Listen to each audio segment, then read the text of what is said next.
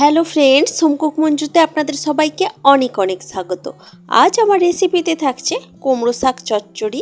এই চচ্চড়িটা আমি বানাবো সম্পূর্ণ নিরামিষ পদ্ধতিতে। তো গরম ভাতে কিন্তু এই রেসিপিটি খেতে দারুণ লাগে। তো এই কুমড়ো শাকের চচ্চড়ি আমি আজ কিভাবে বানাচ্ছি এখন আপনাদের সাথে এটাই শেয়ার করছি। চলুন। এখানে দেখুন, একটা কড়াইতে আমি কিছুটা সরষের তেল গরম করতে দিয়েছি। সরষের তেলটা যখন ভালোভাবে গরম হয়ে যাবে, তেলের মধ্যে আমি দিয়ে দিয়েছি এক মুঠো বিউলির ডালের বড়ি।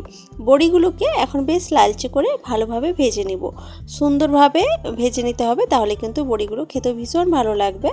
আর বড়িগুলোকে এইভাবে আমি কন্টিনিউ নেড়ে চেড়ে ভেজে নিচ্ছি, এতে করে বড়ির সব দিক থেকে সমানভাবে ভাজা হবে। তো বড়িগুলো তো ভাজা হয়ে গেছে, এখন বড়িগুলোকে তুলে রাখলাম। এখন আমি তেলের মধ্যে দিয়ে দেব ফোড়ন হিসেবে প্রথমে আমি দিয়ে দিয়েছি শুকনো লঙ্কা, আর তারপরে দেব 5 ফোড়ন। এই চচ্চড়িটাতে 5 ফোড়নের গন্ধটা ভীষণ ভালো লাগে। তো 5 ফোড়ন আর শুকনো লঙ্কাটা একটু ভাজা ভাজা হয়ে যাওয়ার পর এখানে আমি দিয়ে দিয়েছি টুকরো করে কেটে রাখা আলু। এখন এই তেলের মধ্যেই আলুটাকে ভালোভাবে ভেজে নেব। বেশ কিছুক্ষণ এইভাবেই নেড়েচেড়ে আলুটাকে ভেজে নিতে হবে। কিছুক্ষণ ভেজে নেওয়ার পর এখানে আমি দিয়ে দিয়েছি ডুমো করে কেটে রাখা কুমড়ো। আলু আর কুমড়ো এখন একসাথে ভেজে নিচ্ছি। আলু আর কুমড়োটাকেও এইভাবে বেশ কিছুক্ষণ নাড়াচাড়া করার পর এখানে আমি দিয়ে দেব বেগুন আর পটল। তো দেখুন, পটল আর বেগুন আমি একই সাথে দিয়ে দিয়েছি, ওইটাই এখন ভালোভাবে ভেজে নিচ্ছি। বেশ কিছুক্ষণ এইভাবে নেড়ে চেড়ে পটল আর বেগুন, আলু, কুমড়ো সব কিছু একসাথে ভালোভাবে ভেজে নিচ্ছি। তারপর এখানে আমি দিয়ে দিয়েছি কুমড়োর ডাঁটাটা একটু শক্ত হয়, শাকটা আমি আলাদাভাবে কেটেছি আর ডাঁটাটাকে আলাদা কেটে রেখেছি।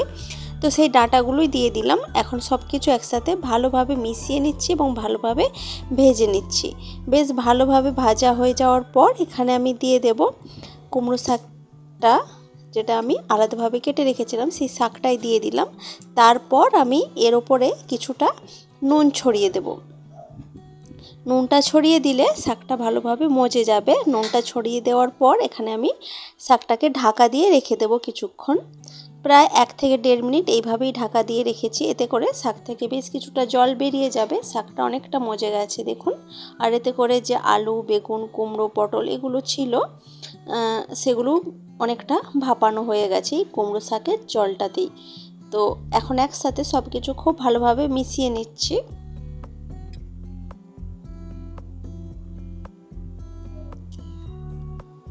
সব কিছু একসাথে খুব ভালোভাবে মিশিয়ে নেওয়ার পর এখানে আমি দিয়ে দেব হলুদের গুঁড়ো, আর তার সাথে দেব বেশ কয়েকটা চেরা কাঁচা লঙ্কা। এই চচ্চড়িটাতে যে ঝালটা আমি দেব সেটা পুরোটাই কাঁচা লঙ্কা থেকেই আসবে। এখানে আমি কোনো রকম গুঁড়ো লঙ্কা ব্যবহার করব না। কাঁচা লঙ্কার ঝালটাই এই চচ্চড়িটাতে ভীষণই ভালো লাগবে খেতে। তো লঙ্কা আর হলুদ গুঁড়ো দেওয়ার পর সব কিছু একসাথে আবারও ভালোভাবে মিশিয়ে নিচ্ছি। সব কিছু ভালোভাবে মিশিয়ে নেওয়ার পর এখন এখানে আমি দিয়ে দেব সামান্য পরিমাণে জল। যেহেতু শাকটা থেকেই কিছুটা জল বেরিয়ে সবজিগুলো অনেকটাই ভাপানো হয়ে গেছে, তো আর সামান্য পরিমাণ জল দিচ্ছি, কেন কি বড়িগুলো এখানে দেব। বড়িগুলোও কিন্তু অনেকটা জল টেনে নেবে, সেই জন্য আমি সামান্য পরিমাণ জল দিলাম। তার সাথে দিলাম সামান্য চিনি। কুমড়ো শাকের মধ্যে সামান্য চিনি দিলে খেতে খুবই টেস্টি হয়। তো সামান্য চিনি আর বড়িটা দেওয়ার পর সব কিছু একসাথে ভালোভাবে মিশিয়ে নিচ্ছি। এখন এটাকে আমি ঢাকা দিয়ে দেব 3 থেকে 4 মিনিটের জন্য। 3 থেকে 4 মিনিট মতো পর ঢাকা খুলে দিয়েছি, আর দেখুন সব কিছু বেশ ভালোভাবে সেদ্ধ হয়ে গেছে।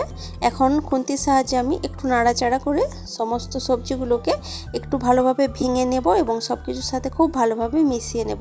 একটু ভেঙে ভেঙে দিলে সবজিগুলো, তাহলে দেখতেও ভালো লাগে চচ্চড়িটা, আর খেতেও খুবই ভালো লাগবে। তো সেটাই আমি এখন করছি। খুন্তির সাহায্যে সব সবজিগুলোকেই আমি ভালোভাবে একটু ভেঙে নিচ্ছি। তো সামান্য যে জলটা রয়ে গেছিলো সেটাও কিন্তু এতক্ষণে শুকনো হয়ে গেছে। এরপর আমি কিছুটা স্ট্যান্ডিং টাইম দিয়ে আমি এটাকে সার্ভ করে দিয়েছি।